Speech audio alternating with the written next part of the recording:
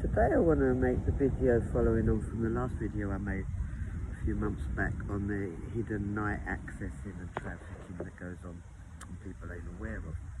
And I told you then how to record at night while you're sleeping and see if the dictaphone gets switched off to indicate that you're being accessed or not.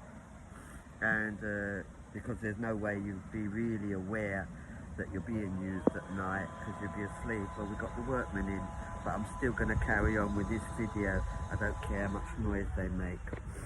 So what today I want to do is tell you how to escape it. Now, as I said before, it's so hard to escape, but it can be done. So for those that want to do it, I'm going to tell you how. Now, what you have to be aware of is that you've been split into many altars, and when you're young, there would be one that's about age 3 that's been taught to, on cue of a noise, like maybe a few claps or something like that, to open the door while you're sleeping, and therefore they will open without your awareness and let the people in, and they can take you wherever they take you. It's not your fault, it's been going on forever. But therefore I spent loads of time recording the night, and I did catch them on audio, and I gave it to the police, but it got removed and disappeared.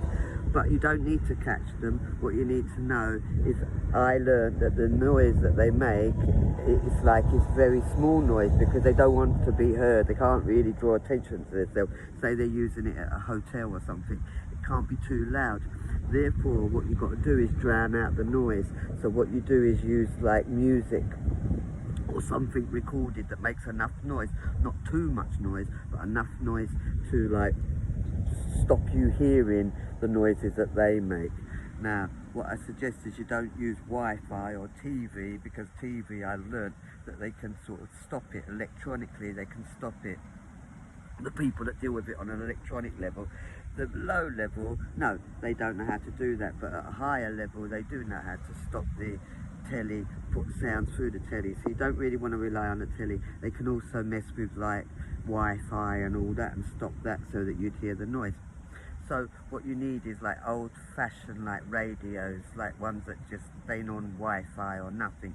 Now, even though you've got them, they'll still be able to mess with the signal. At a high level will be able to mess with the signal, I assume.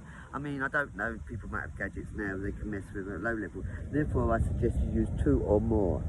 And then it's like, you can play things like classical, peaceful music, but if it's too peaceful, too quiet, then you're going to hear the noise, the signal that tells the little one to open the door. So you need to have it loud enough.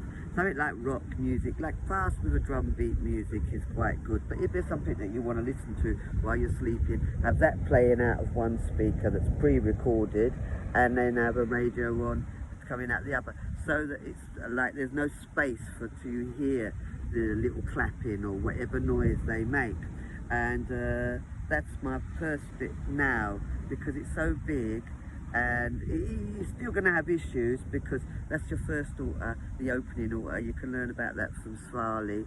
She speaks about the train. She was a trainer, speaks how they train like babies to open the door. So it's like it's been trained from young. The next one we have to deal with is the gatekeeper, a reporting altar, who will then open the door out of fear because they'll be told by their handlers, open the pissing door, else trouble will happen. But you need them on side. But to begin with, if you can't hear the cues, then you can't hear it open the door, can you? So good luck to you all. Thank you for listening. Bye.